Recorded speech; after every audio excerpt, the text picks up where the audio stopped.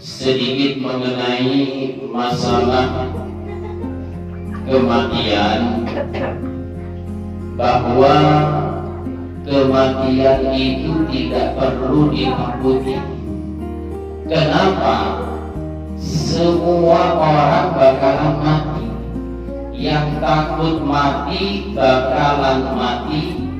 Yang tidak takut mati, mati juga. Makanya pertanyaannya, untuk apa takut mati?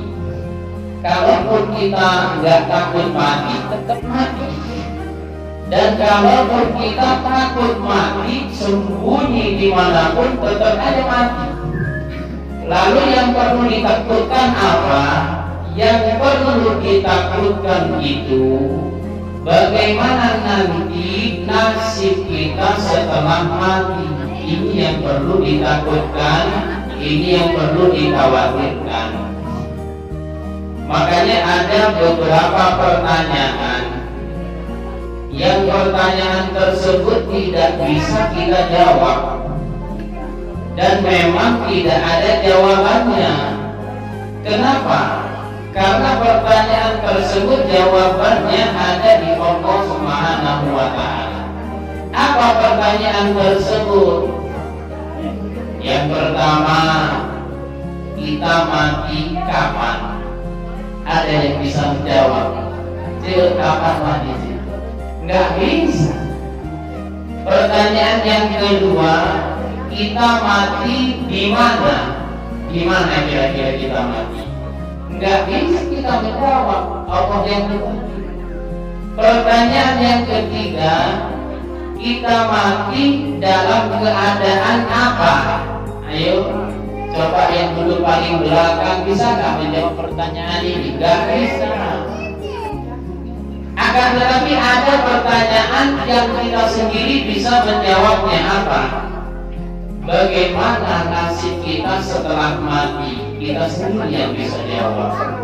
Kita ingin hidup nikmat, apakah ingin hidup sengsara nanti setelah mati? Kita jawab sendiri semasa hidup di dunia. Makanya terkadang seseorang itu hidup di dunia bagaimana supaya nikmat, bagaimana supaya makmur, bagaimana supaya banyak duit, tapi lupa bagaimana nanti setelah mati kita seperti apa nasibnya. Itulah kalau kemarin mendengarkan ceramahnya Habib Amri bin Abdurrahman Segar, beliau mengatakan begini, ya jamaah, kalau mau masuk ke neraka, persiapkan dari sekarang. Akan tetapi kalau mau masuk surga, juga persiapkan dari sekarang. Makanya persiapan kita hidup di akhirat, hidup yang selama-lamanya, itu dipersiapkan dari kapan? Dari sekarang. Yang ingin masuk ke surga, siapkan dari sekarang. Yang ingin masuk ke neraka, yang dipersiapkan dari sekarang. Tapi insya Allah kalau jamaah satu pun tidak ada yang mau masuk neraka, benar? Ada yang mau masuk neraka? Alhamdulillah. Meskipun sukanya ngomel-ngomel ke suami, tetap kalau ditanya inginnya masuk ke surga. Ya, meskipun sukanya berantem, sukanya membenci orang, tetap kalau ditanya pengennya masuk ke dalam surganya Allah Subhanahu wa Ta'ala. Makanya guru saya itu mengatakan cerdas itu ada dua macam. Jadi kecerdasan itu ada dua macam. Yang pertama apa? Cerdas intelektual. Yang kedua cerdas spiritual. Bagaimana dia ibadah kepada Allah Subhanahu wa Ta'ala. Kalau cerdas spiritual itu kita teringat dengan ulama-ulama saleh di zaman dulu. Bagaimana ulama saleh tersebut ibadahnya yang terkenal, bukan kecerdasannya. Jadi kecerdasan yang berjenis spiritualnya yang dikenal. Jadi cerdas spiritual itu begini, saya nanti malam harus bangun untuk melakukan sholat tahajud dari jam 1 sampai mentok subuh. Ini namanya orang yang cerdas spiritual. Makanya kalau kita lihat para aulia, para wali-walinya Allah Subhanahu wa Ta'ala yang baru kemarin kita berziarah keliling Jawa Tengah, apa yang terkenal? Apakah kecerdasan intelektualnya? Enggak.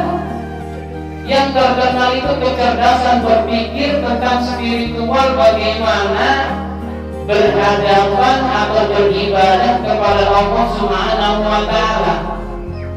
Kiai Abdul Hamid Pasuruan terkenal apanya? Bukan ilmunya, padahal ilmunya luar biasa. Tapi apa yang terkenal?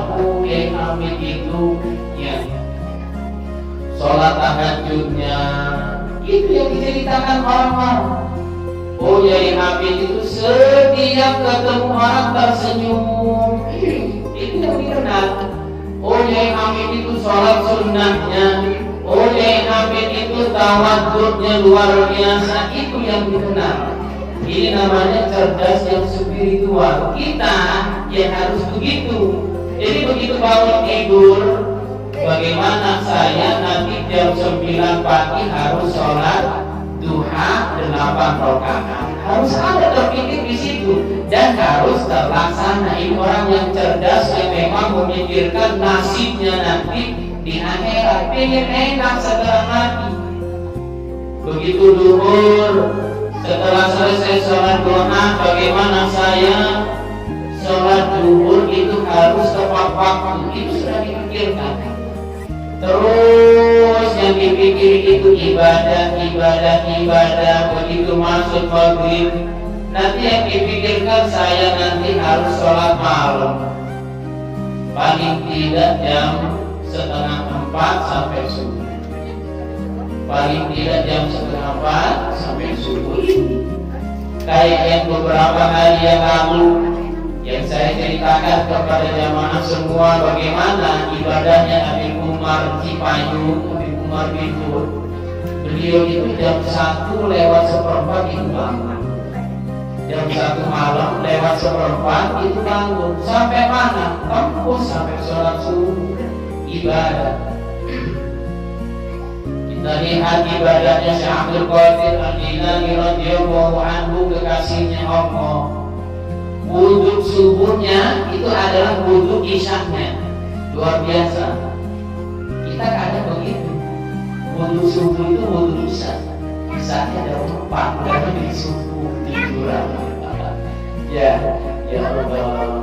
Makanya orang itu harus cerdas secara spiritual, bukan hanya cerdas secara intelektual, cerdas secara ilmu saja nggak cukup. Karena ilmu yang tidak diamalkan itu tidak ada manfaatnya. Di akhirat tidak ada manfaatnya ilmu yang tidak diamalkan.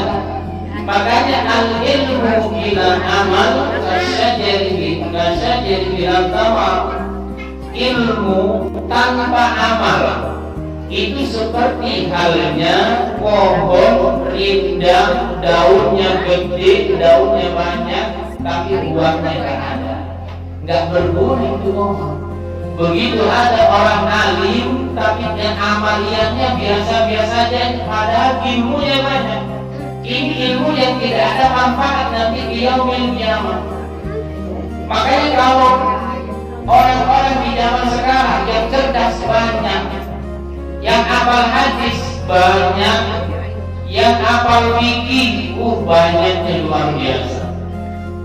Ahli bicara dengan pakai hadis-hadis dimaknai dengan sebegitu indah banyak di zaman sekarang. Hafal fikih, syarat sholat ini itu, rukun sholat ini itu hafal. Syarat-syarat haji hafal, dalil-dalil dari imam ini, dalil dari imam itu hafal. Pendapat-pendapat Imam Syafi'i, pendapat Imam Ghazali, pendapat Imam Hanafi, pendapat Imam Malik, banyak yang yang hafal, banyak yang bisa, tapi amaliyahnya mana? Sholat subuh kesiapan. Ya, alim, banyak ilmunya. Sholat wajib gak jamaah, ngerti ilmu jamaah, ngerti selisihnya 27 derajat dibandingkan sholat sendiri, ngerti. Tapi begitu ada gak ke masjid gak jamaah. Ini hanya cerdas intelektual, manfaat kecerdasannya enggak. Jadi pahala nanti kecerdasannya di akhirat tidak jadi penolong.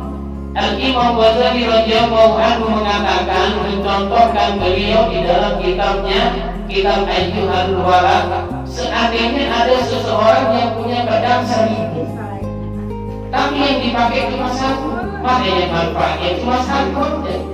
Yang 999 nggak manfaat. Kita punya ilmu banyak, apa ini, apa itu, bahkan hafal Al-Quran, tapi bagaimana amaliyahnya? Biasa-biasa saja. Dikatakan seorang hafid Quran, tapi pakai peci enggak. Kan peci itu termasuk daripada sunnah baginda Nabi Muhammad SAW. Hafal Al-Quran, sholat subuhnya kesiangan. Hafal Al-Quran, ke orang tuanya gak cium tangan. Hafal Al-Quran, ke orang yang lebih tua gak hormat. Ini hanya sekedar hafal, ilmunya tidak dipakai. Makanya kalau orang di zaman sekarang yang terkenal apanya? Kecerdasan ilmunya, bukan kecerdasan spiritualnya. Orang di zaman sekarang, wah itu hebat, itu apa Quran, tapi lihat sholatnya, oh nggak dimasi ternyata ya apa Quran juga. Ya, apa Quran tapi malam-malam tidur, nggak bangun untuk sholat tahajud. Apa Quran tapi nggak hormat sama orang, ini nggak dipakai ilmunya. Itu di zaman akhir yang seperti ini sudah banyak. Makanya banyak orang-orang hebat hanya sekedar hebat ilmunya, bukan hebat amaliyahnya. Beda zaman dulu, ya. Yang terkenal apa zaman dulu? Kalau kita melihat ulama, wah ulama itu luar biasa, setiap ketemu orang senyum, suka menolong orang, ibadahnya luar biasa, tahajudnya kata istrinya subhanallah, bacaan Al-Qurannya 3 hari sudah hatam, ada yang 1 hari hatam baca Quran terus. Itu yang terkenal amaliyahnya.